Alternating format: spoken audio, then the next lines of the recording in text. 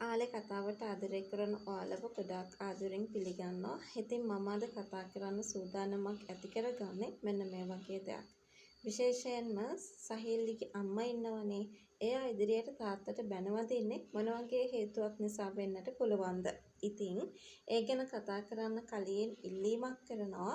මේ වගේ වීඩියෝස් දිනපතාම බලන්නට ඔයා කැමැත්තක් දක්වන කෙනෙක් නම් ඔයාට පුළුවන්කම තියෙනවා මගේ channel එක subscribe කරන්න, ඒ වගේම like කරන්න, comment කරන්න, තවත් නොදන්න කෙනෙක්ට දැනගන්න share කරන්නත් අමතක කරන්න එපා. මුළු ලෝකෙම නැති වුණත් හැමදාම ළඟ හිටියේ අම්මා.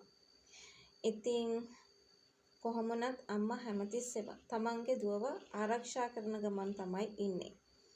හැබැයි ඒ වගේම තමයි සහේලිගේ අම්මා ඒත් එක්කම වැරද්දකුත් කරනවා. ඒ තමයි මොන වැරද්ද කරත් ඒ තරම් සාධාරණීකරණය කරන එක ඒ තරම් හොඳ දෙයක් නෙමෙයි. නමුත් ඒ වුණාට ඒ ගෙදර කවුරුත් මේ දරුවට ආදරේ නොකරන නිසා මේ වගේ අම්මට කරන්න වෙලා තියෙනවා වෙන්න පුළුවන්. ඉතින් කොහොම වුණත් සහේලිගේ තාත්තා හරිම ආදරෙන් තමයි හිටියේ. හැබැයි ඒ වුණාට ඒ ආදරේ ශනිකයෙන් නැති වෙන්න කාරණාවක් තමයි මේ විදියට උනේ. හැබැයි ඒ තාත්තගේ කේන්තිය සාධාරණයි. ඉතින් ඒ වගේම හිතින් ගොඩාක් විඳවන නිසා තමයි ඒක කේන්තියක් විදියට එළියට ඇවිල්ලා තියෙන්නේ. එහෙම නැතුව ආදරේ නැතිවීමකුත් නෙවෙයි මෙතන වෙලා තියෙන්නේ. මම කලින් කිව්වනේ මේ අම්මට තාත්තට බනින්න හේතුවක් හැදෙනවා කියලා.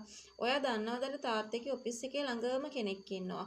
මෙන්න මේ මිනිස්සයා හැම තිස්සෙම කරන්නේ වැරදි වැඩම කියන දේ අපිට හොඳින්ම තේරෙනවා.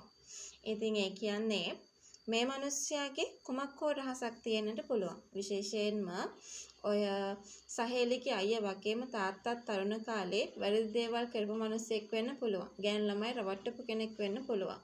එයින් කෙනෙක්ගේ අයියා කෙනෙක් වෙන්නත් පුළුවන් මේ කෙනා. ඉතින් මේ කෙනාටත් ඕන කරන්නේ මේ දරුවා මාර්ගයෙන්. එතකොට එයා කරපු වැරදි ටික තේරුම් කරලා දෙන්න වෙන්න පුළුවන්. ඉතින් ඒ වගේම තමයි මේ ගැන එළිවෙන දවසට අනිවාර්යෙන්ම සහේලිගේ අම්මා තාත්තට බනින්නේ. මේ දරුවගේ ජීවිතේ නැති කරන්න මූලිකත්වය ගත්තේ තාත්තා විදියට එයා නිසා.